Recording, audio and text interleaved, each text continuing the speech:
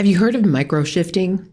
Well, microshifting describes the practice of breaking the traditional 8-hour workday into small, flexible bursts of work, microshifts, if you will. And these get distributed across the day or even into the evening or late at night, depending on when you work your best.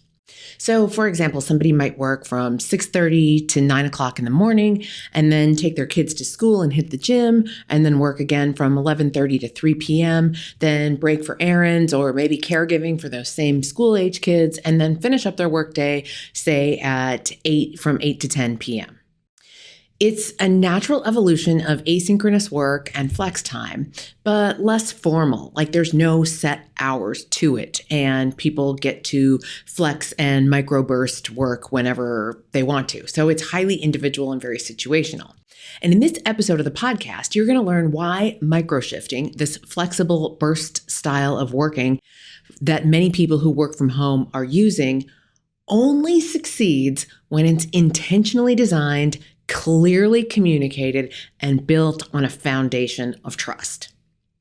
It absolutely can work, but you need those three components in order for it to work. According to a study from Owl Labs, this structured approach to flexible working, where employees work again in these short nonlinear blocks based on their personal energy, their responsibilities, their productivity patterns, what time of day they work best, that sort of thing. And Owl Labs surveyed 2,000 US workers. And in that survey, they found that 63% of workers think that employers should have better strategies and increased flexibility for employees who are managing their time between work and other responsibilities. So 63% of workers think that their employers need to do a better job at this. And so let's dive into what it is, how it emerged, why we're calling it that, and how we can make it work better. So again, why did it emerge? Of course, the hybrid work that came post-pandemic, and people who during the pandemic and during those work from home orders were forced to do a combination of their job and caregiving and their household responsibilities and all the things sort of all mashed together. So people kind of got used to it. So some people like that flexibility. There are other people who like to microshift because they work better at different times of the day. Maybe they work really well first thing in the morning, and then they have another great burst of energy and creativity late in the evening. So again, it could work to their cognitive rhythms. It's also about autonomy and people feeling that they have control and freedom over their own time. Now, let's look at what makes microshifting appealing, and then we'll look at some of the challenges, and then we'll look at and dive deep into, if you are going to do this, or perhaps it's already happening in your organization, how can it be better structured? How can it be by design instead of by accident? Because there are some problems that go along with it, especially when it is by accident and not by design. Okay, so first, let's dive into what makes it appealing. Well, it allows people to work when they're at their best.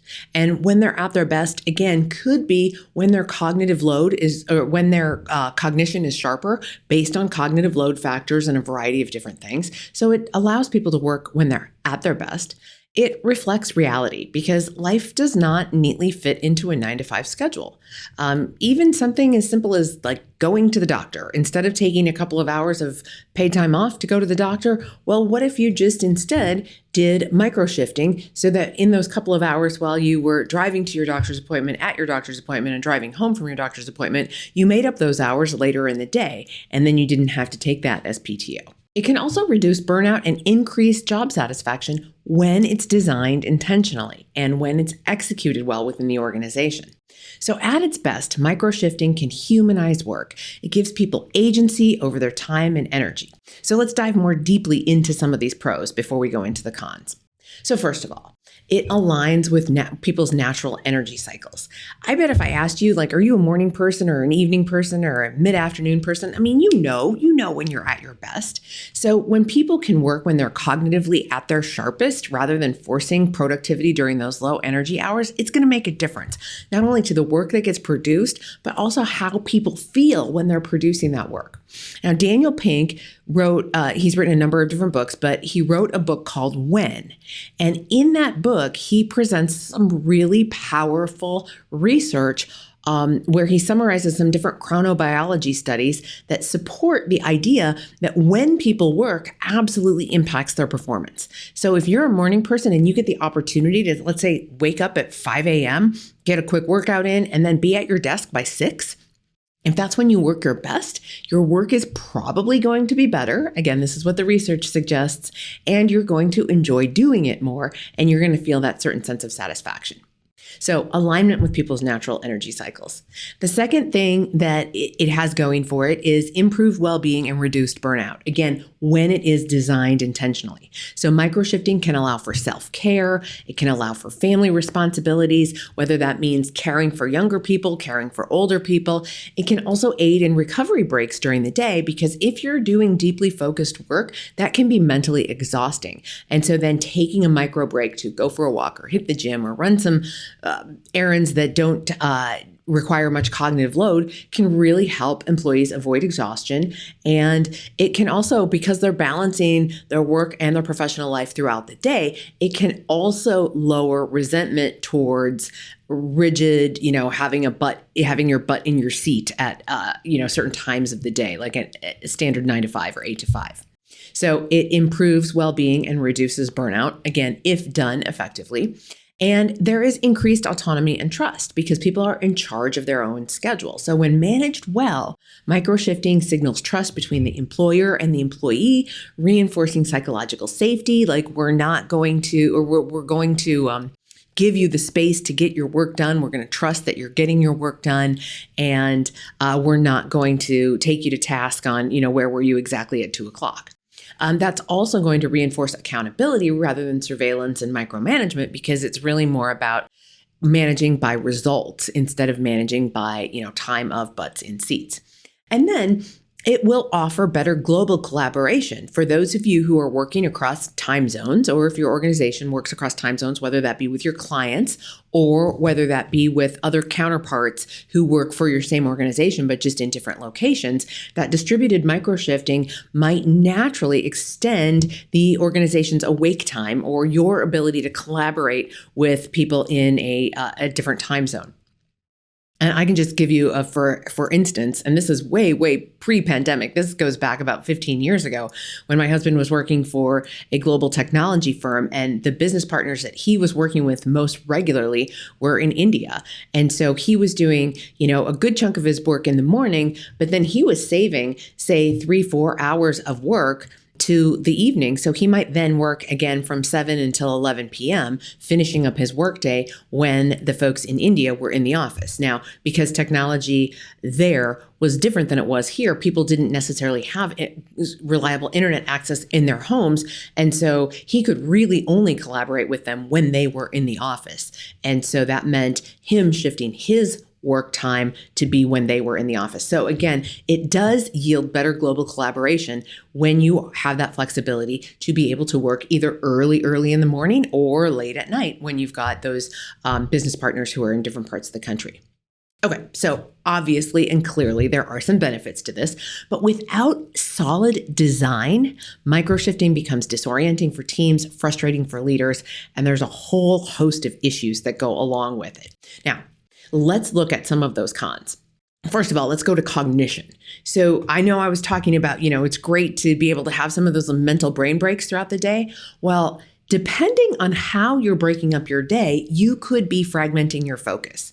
So cognitive science shows that it takes 20 to 30 minutes to reach that deep focus state again after you've been interrupted. So if you're doing focus work and you're deeply connected to it, and then you have to stop and go get the kids from the bus stop, or, take a kid to a doctor's appointment, or maybe take yourself to a doctor's appointment, and then you come back.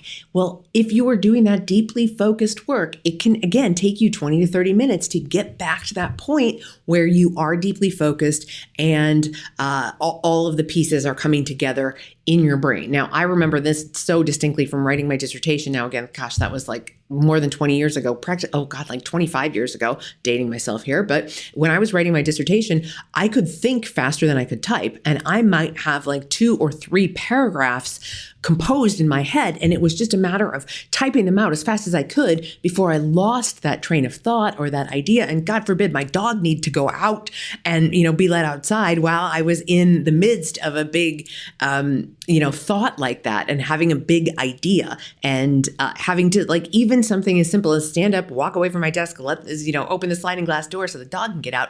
I would potentially lose sometimes hours of work when that happened. So microshifting, if unstructured, can trap workers into this perpetual like ramp up, get back into that deep focused state. So if you're not doing it effectively, if you're not doing it by design, you can have fragmentation of focus instead of better focus. There can be absolutely chaos in terms of coordination. So when people on teams are microshifting without being in lockstep with one another, either communicating it or knowing that other people are doing it, teams will lose their rhythm. So when everybody's availability differs and you're not sure when you can have meetings and you're like searching people's schedules to try to find times or just assuming that everybody's going to be available at 3:00 on a Tuesday and you send the meeting notice for 3:00 on a Tuesday and half the people don't come, that's what we're talking about. So it can make scheduling meetings difficult. It can make various parts of handing projects off to other members of the project team and just make collaboration in general difficult, leading to longer feedback loops, longer cycles of getting work done. So it can result in chaos of coordination and schedules. Now, again, if not done well, it can lead to the third downfall, which is erosion of your boundaries. So when work is seeping into every hour of the day and during your off time, people might feel like they're always working, feel like they're always on, even when they're not. So just that psychological presence of work never ends. There's always one more email. There's always, another beep, a ding, another Teams message or Slack message popping up. And so again, if you're not tightly managing your boundaries, it can have more of a burnout impact on you than actually the pro that we talked about before, which was improved well-being. So it can have the opposite effect if you're not managing it well. And then the fourth thing is that there can be trust issues. So if you are microshifting without telling anyone, or someone on your team is microshifting without telling anyone, then it's going to look like you're going rogue. And that it's not going to show up as microshifting to your colleagues. If you're not online all the time during traditional hours and microshifting has not been something, or flex time or whatever you want to call it, has not been something that's been discussed and designed in your organization, your peers, your manager, even your clients might think you're slacking throughout the workday. So it can truly lead to some disastrous trust issues if it has not been planned, discussed, and carefully implemented. So now we're going to talk about like how to design it intentionally and how to design it in a way that makes it work. Now, again, I want to draw your attention back to that OWL Lab study with 63% of workers thinking that employers should be doing a better job at having strategies and flexibility baked into their organizations so that people can better manage their time between their home time or their personal time and their work time. So if we take this on from a UX thinking standpoint, microshifting really is a user-driven adaptation. So this isn't something that organizations came up with. This is something that employees have come up with to make their balancing their personal responsibilities and their work responsibilities work better. So people are designing their work around their lives and their lives around their work, but without having a system that has been actually designed for it. And this mismatch creates friction. Again, it creates friction that can erode trust. It creates friction that can make it not work for people. So the problem isn't necessarily the microshifting itself. It's that most organizations just have not intentionally designed for it. So if we want to design for microshifting, it means clear communication on the protocols. What is an acceptable level of response time? Are there specific times of the day that we're not going to allow microshifting? And we're going to say we have these standard hours. Maybe it's like noon to 3 p.m. Not even a huge window, but just a small amount of time that every day, or maybe it's even certain days of the week, that we know that other people will be available, whether that be for quick questions, for one-on-ones, for scheduled meetings, team meetings, and the like. we need to be really transparent and honest with our availability indicators. So whether that is red, yellow, green on Teams or online, offline on Slack or whatever tools you're using, people need to be honest about them. Now, if you're a longtime listener of the podcast, I'm sure you've heard me talk about mouse jigglers. So I'm holding a mouse here in my hand, but the mouse jiggler is a little platform that you set your mouse on that moves your mouse around the screen when you are at the gym or when you are whatever. We have to do away with that kind of stuff if we are going to take on microshifting in an ethical, responsible way that's going to build trust and promote collaboration across the team. We have to be transparent about when we are available and working and when we are not. So if you're using Teams, then you want to be read when you're away. And absolutely be read when you're away. There's no faking it. Like you're at the doctor or you're present with your children, you're caregiving, whatever it is, you're at the gym. Be at the gym. If you're helping your kids with their homework, be helping them with their homework. Don't be also sort of half kind of maybe working. Okay.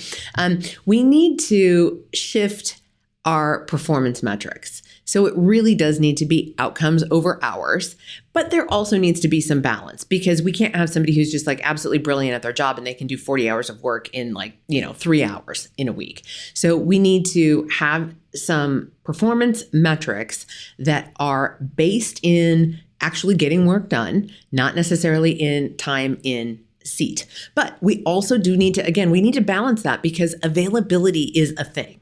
Because of your own availability to other people is what helps them get their work done because you have a certain subject matter expertise and people need to be able to reach you for that. So even if you could get all of your work done, the results that would deem you effective in your job in just a handful of hours each week, well, first of all, I would ask you to then push back on your organization to get more responsibility. Hopefully that more responsibility comes with a higher wages as well, because if you are now able to get all of your work done in just a very, very short amount of time, it's time for you to get some more work or more responsibility in your organization. But again, part of your role is not just you getting your work done, but is you being available for your colleagues, for your boss, for your clients, and so on.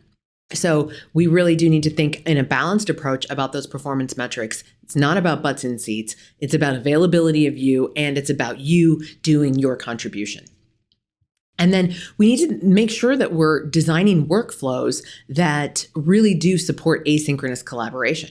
So shared docs, sending a Loom update, or recording those. And if you're not familiar with Loom, it's just a video recording thing. So you can record a short video message for somebody, or a little training tutorial, or walk somebody through a standard operating procedure or something like that, or Slack threads, team threads, those sorts of things, as opposed to live meetings. So when we have those systems optimized and our way of working optimized, it can really make a difference. So let's dive into what would be some design principles that you should follow if you want to take on microshifting in your organization. So when we put this through the UX thinking lens or perspective, again, we're going to find that microshifting is that user-driven adaptation because the users came up with it. And there are some just brilliant things when users come up with, the idea. There's a lot of buy-in. It's really easy to get buy-in. Buy-in's already there. Okay, so it's a user-driven adaptation, and people have redesigned their own experience of work because the old system didn't fit, or the system that they were forced to live within during the pandemic had some good upside, and they're trying to still capitalize on that upside. But the problem is the way we have designed work, the way we design our organizations has not kept up or caught up. And again, this was foisted upon us during the pandemic. Now it's time to think about doing this on purpose by design. And if you want to do it on purpose by design, then you got to the strategy is microshifting, but then we got to get tactical and we have to really, really design it. So let me give you 5 design principles for microshifting. If you want to take this on in your organization, here are your 5 design principles. First, make the invisible visible.